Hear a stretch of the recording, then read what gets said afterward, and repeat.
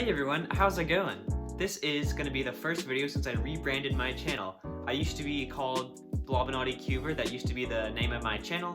I've actually just rebranded it to my name now, but yeah, so now you can use the code ROWAN to save 5% off at thecubicle.com. Another announcement is that I've actually kind of joined a cubing podcast called the Methodical Cubing Podcast.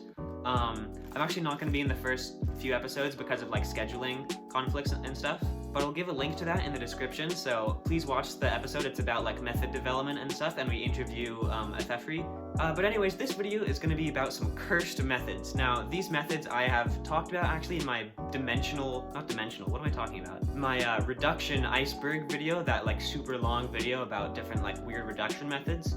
But I kind of talked about them at the end of the video, and I wanted to go into more depth on them, and they're just like one of the most cursed methods ever, pretty much. So let's get straight into it.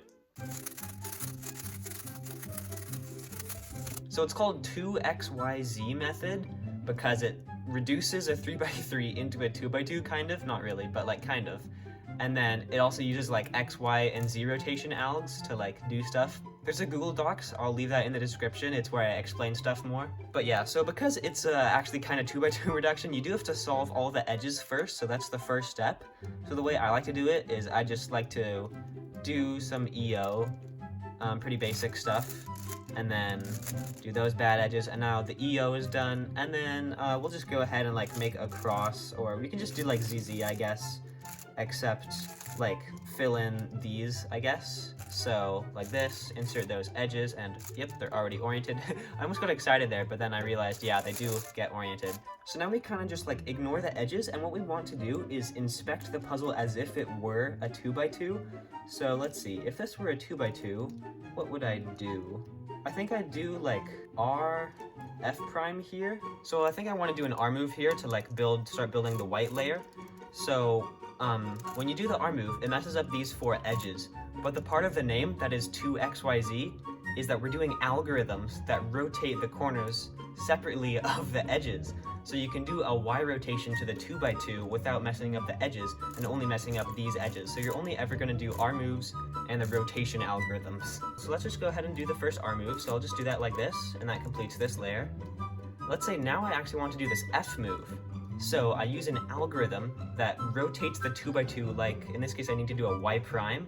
So yeah, so look, these two, this one's here, these edges are messed up, so I'm going to do this algorithm that does a Y prime rotation.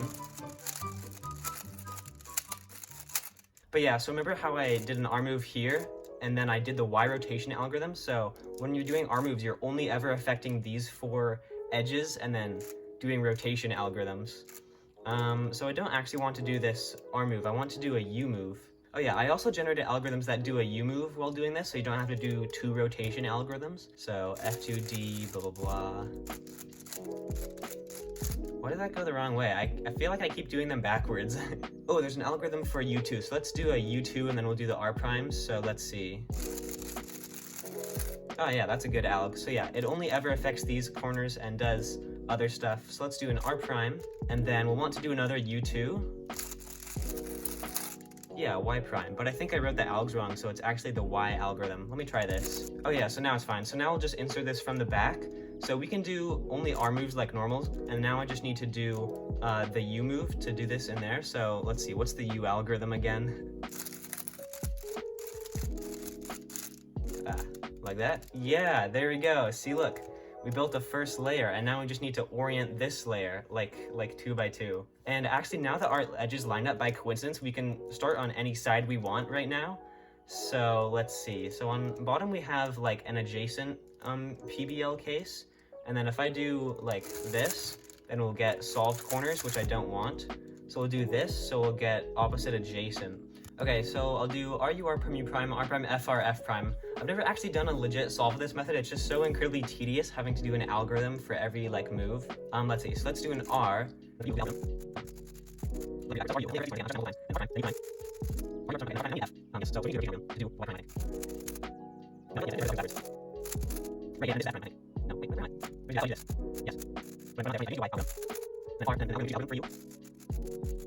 Yep, and then R prime.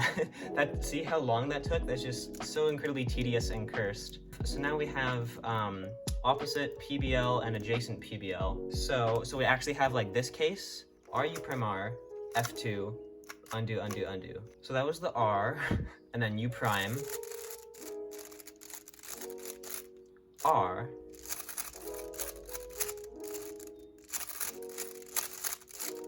and then I think this is the F2. Yeah, the algorithms are also pretty horrible. Why do I keep doing the wrong one? And then is it just R prime, U prime, R prime? Okay, yes it is. And then R prime. Ah yes, we've gotten parity. So it's like, oh, well, if the algs we've been doing have always cycled these edges, but the corners need to go the other way, how will we do that? But luckily in this 3D case, it's literally just the H perm. So yeah, so that was actually pretty much my first like full legit real solve of that method. But yeah, this is also the first method that I made a mathematical formula to determine the average move count of. So yeah, it's 25 plus parentheses n plus parentheses 10 parentheses n minus 1, where n is the number of moves it takes you to solve a 2x2.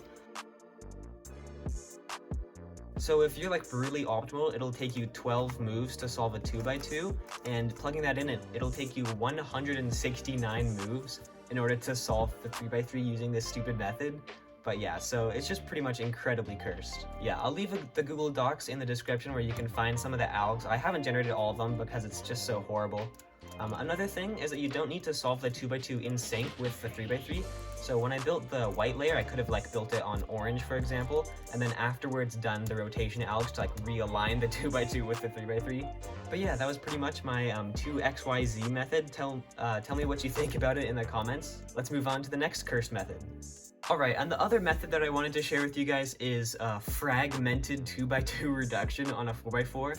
So I talked about this also in my reduction iceberg video, but I want to go into more depth and show you guys what a real solve would be like. It's just so cursed. So if you've done normal 2x2 reduction, you probably know this algorithm. It's like wide T-perm with like just wide R moves, and you use that to kind of switch these two edges to pair up like the 2x2 corners. So it's like this. But with fragmented reduction, instead of reducing the layers that are directly next to each other like this, you reduce layers that are separated like this. And then let's say we want to do an F prime, well that would be like this.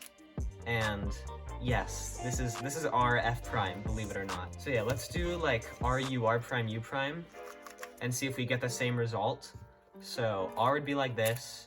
You always turn the like normal layer and then the layer like another slice below, so that's U. This would be R prime, and then U prime. And it's really hard to see because like this orange piece right here, it went to 4 different places because it's fragmented, and then this green sticker is here in like different places. The yellow sticker is like far away. These blue stickers are separated by like, oh my god, it's awesome. But yeah, so the method pretty much works exactly like 2x2 reduction, where you do the thing where you just solve like the skeletons and then pair up the centers using like center rotation algorithms, sort of like this. And then once they're paired up, you solve it using a 2x2, except now you have to use like the weird cursed moves, so I don't know, yeah, let's do it. So the algorithm that was super useful before, T-perm with wide R moves, this time the wide R moves are going to be like this, and everything else is going to be normal. So let's just go through that algorithm quick. So that's R, U, wide R prime, U prime, R prime, F, R2, U prime, R prime, U prime, R, U, R prime, F prime. So the alg does this now. So these actually pair up, whereas in the normal like 2x2 reduction method, this one would pair up with this one, but this is gonna be a pair. And now let's see, so we're doing white orange, but it's not this one, whereas in the normal method it would be that one, but it's gonna be the other white orange because it's like fragmented, you know? So it's actually this one. So we built 3 of this corner. Just like ignore what's in between, it's super hard to do. And then we need green orange, but not that green orange, we need this green orange. There we go. So we've solved the skeleton of the first corner. But yeah, it's really hard to see where the corners are, but they're kind of like here. And then, yep, this is no wait, that's the wrong yellow-orange. Ah, yes, so it's this yellow-orange.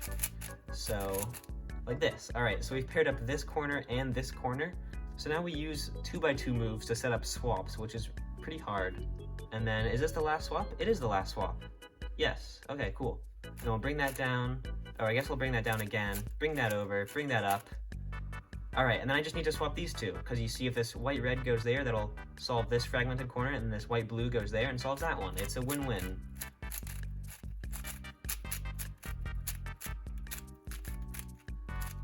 And that should be all of the fragmented corners completed.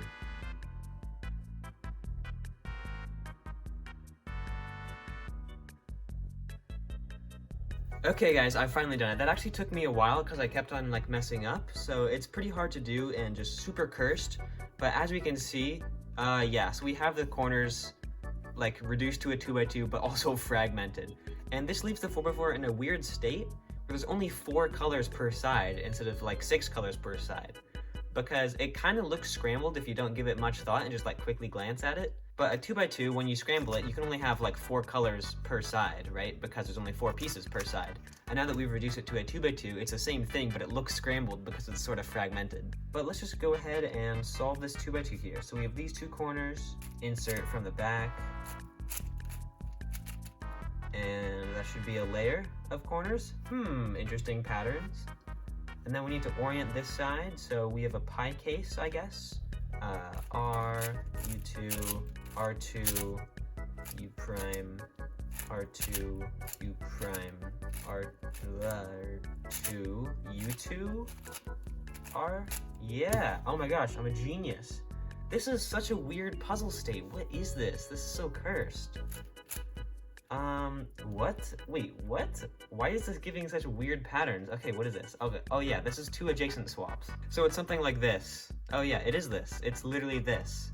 Except it just looks like really, really cool patterns actually. That's amazing. So let's just do the final algorithm to solve this. So R2, U prime, B2, U2, R2, U prime, R2. See, oh my gosh, it's just so incredibly cursed. Fragmented 2x2 reduction on a 4x4. Try this yourself. It's a really, really difficult challenge actually, because the recognition is just awful and the ergonomics are awful. Like, who wants to do the sexy move when you have to do it like this with like slice moves? Like, no thank you. Anyways, yeah, thanks for watching this video. I hope you enjoyed my cursed methods. I've tried to go into more detail. If you want like a part 2 or something else, let me know in the comments what videos you want to see in the future. Don't forget to use code Rowan or Blobinati at the Cubicle to save 5% off. And look at my podcast, link in the description. Love you guys, and see you guys in the next video.